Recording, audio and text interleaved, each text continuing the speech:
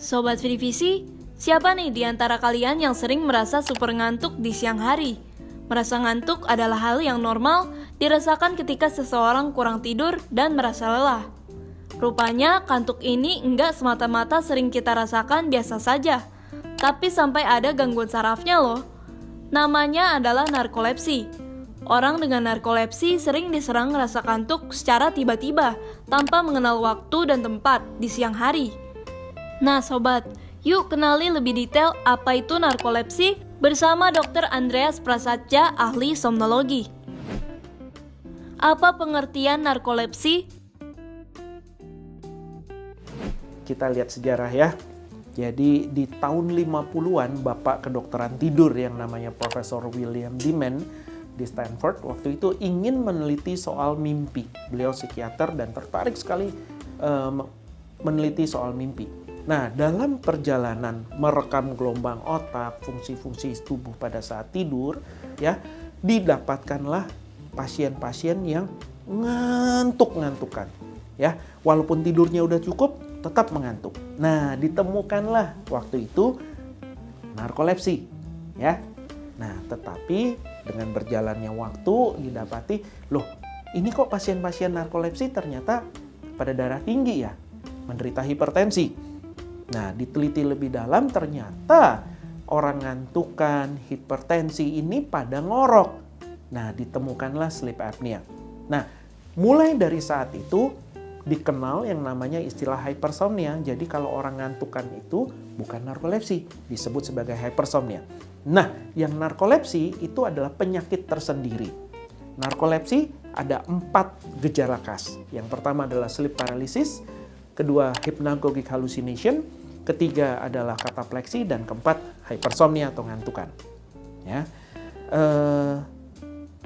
Sleep paralysis dan hypnagogic hallucination ini juga menjadi ciri khas dari penderita narkolepsi. Ya. Siapapun sebenarnya bisa mengalami sleep paralysis ketika kurang tidur ekstrim. Tahu nggak sih sleep paralysis apa? Ketindihan atau rep-rep. Nah, kalau Anda mengalami, coba refleksi dulu. Jangan-jangan Anda kurang tidur.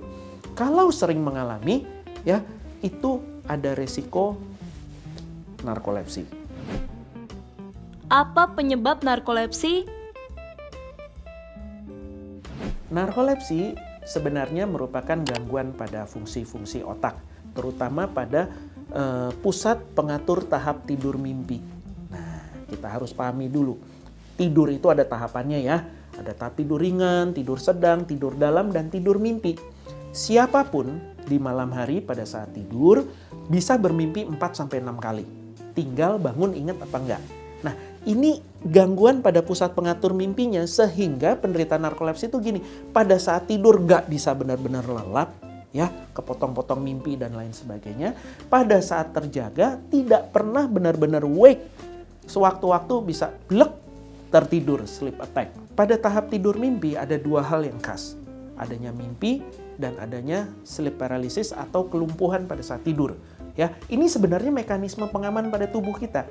Ya, supaya badan tidak bergerak-gerak mengikuti isi mimpi, badan ini dibuat lumpuh.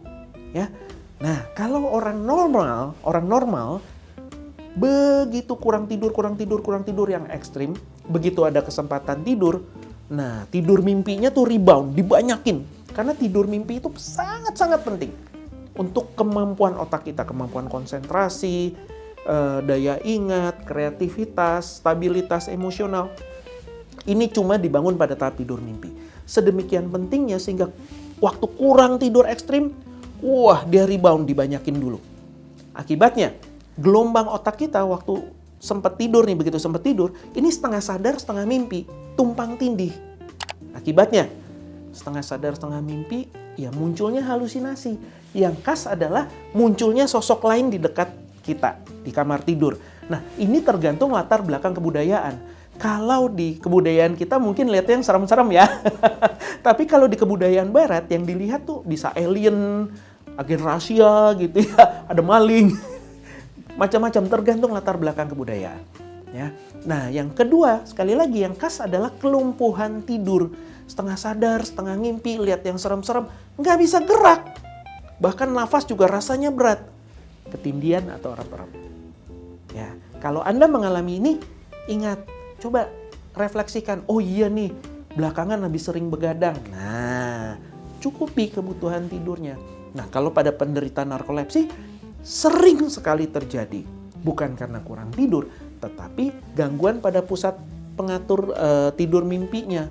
Seperti itu. Nah, kemudian di saat terjaga munculnya sebagai apa? Setengah sadar, setengah mimpinya ini begini, namanya katapleksi. Katapleksi itu adalah kelumpuhan tidur juga. Ya, jadi gini, dipicu oleh emosi yang kuat, entah itu marah, sedih, kecewa, termasuk gembira, ketawa, ngakak-ngakak, nonton film lucu gitu ya.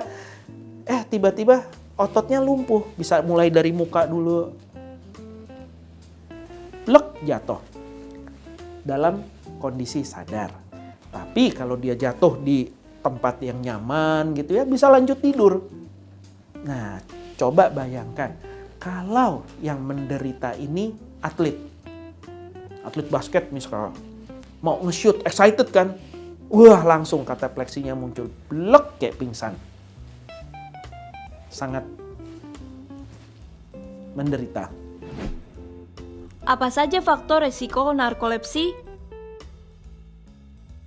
Narkolepsi sampai saat ini kita juga belum tahu persis ya mekanismenya ya. Dicurigai ada pengaruhnya dengan hipokretin, sistem hipokretin. Kemudian juga pernah dipicu oleh vaksinasi ya, itu di zaman dulu sekali ya. Tapi sekali lagi yang pasti pusat gangguannya adalah pada pusat pengatur tidur mimpi. Dan biasanya yang menderita juga lebih banyak yang wanita, diturunkan dari ibu ke anaknya ya. Dan pemicunya muncul biasanya pada usia remaja. Bagaimana diagnosis narkolepsi? Diagnosisnya ya, narkolepsi didiagnosis satu dari wawancara, gejala-gejalanya seperti apa, kemudian kita periksakan. Nah, menegakkan diagnosis narkolepsi itu namanya lewat multiple sleep latency test yang dilakukan sekali lagi di laboratorium tidur menggunakan alat polisomnografi atau PSG. Nah, pemeriksaannya itu satu dari malam sampai pagi. Ini overnight sleep study namanya ya, pemeriksaan tidur biasa. Nah, kemudian di pagi hari kita lakukan satu pemeriksaan lagi namanya multiple sleep latency test. Jadi si penderita kita atur waktunya. Ayo tidur. Nah, kita suruh tidur, matikan lampu, tidur. Kemudian kita amati gelombang otaknya bagaimana ya. Kemudian udah waktunya bangun ya kita bangunkan. Bangun. Jangan tidur ya, bangun gitu. Silakan beraktivitas, ngapain. Udah waktunya lagi tidur. Iya, tidur lagi. Jadi seperti itu 5 tidur siang. Nah, dari situ kita nilai seberapa cepat dia jatuh tidur dan begitu jatuh tidur masuk dalam gelombang otak tidur apa, tahap tidur apa. Nah, dari situ kita nilai menderita narkolepsi atau tidak. Nah, sayangnya sampai saat ini belum ada pengobatan untuk narkolepsi. Ya, yang bisa kita lakukan adalah dengan memberikan stimulan-stimulan, ya obat-obat stimulan supaya lebih terjaga. Tapi nggak usah terlalu khawatir ya. Banyak pasien saya yang tidak langsung ke pengobatan, tapi kita modifikasi jadwal terlebih dahulu. Ya, kan tahu nih jadwal saya ngantuk jam berapa dan lain sebagainya ya. Jadi dicatat dulu, kemudian oh ya saya ngantuk jam sekian dan nggak ketahan, ya udah tidur siang dulu, baru aktivitas lagi. Ya, untuk mencegah katapleksi ya ada pengobatan-pengobatannya tertentu, obat-obatannya juga bisa diberikan. Jadi ada pasien saya yang sembuh, bukan sembuh sih, tidak minum obat, sehari-harinya dia hanya mengatur gitu ya. Kemudian baru minta obat saat mau menikah. Kan repot kalau lagi menikah, tengah-tengah acara ketiduran. Komplikasi apa yang bisa terjadi akibat narkolepsi? Narkolepsi sendiri tidak ada komplikasi yang membahayakan. Cuma akan sangat mengganggu kualitas hidup. Ya, apalagi jika yang sudah membutuhkan pengobatan. Banyak obat-obatan narkolepsi itu yang tidak tersedia di Indonesia, sayangnya. Ya, obat-obat ini bahkan ada yang masuk dalam golongan yang dilarang di Indonesia karena sering disalahgunakan. Sayang sekali.